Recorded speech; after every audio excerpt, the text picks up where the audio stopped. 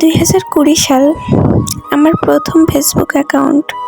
বাকি সবার মতো আমিও টুকটাক ফেসবুকে পিক আপলোড করতাম।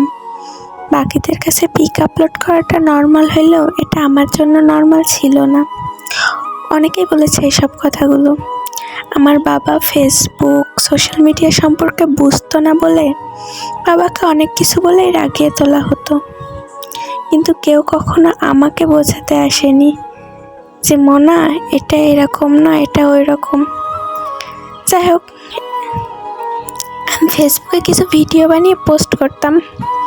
একটা আর্নিংয়ের সুযোগও এসেছিল, কিন্তু করতে পারিনি, কেননা আমার বাবা মা কিছু বুঝতো না। আর ওই যে বাবা মাকে যারা উস্কাতো তারা কখনো আমাকে বোঝাতে আসতো না, আমাকে ভালোভাবে কখনো কাছে ডেকেও কখনো একটা ভালো মন্দ কথাও বলতো না। কেউ কিছু একটা বললে ওটাই মেনে নিত আমার বাবা মা। এখন দেখছি শখের বশে হইলেও অনেকে এই পথের পথিক।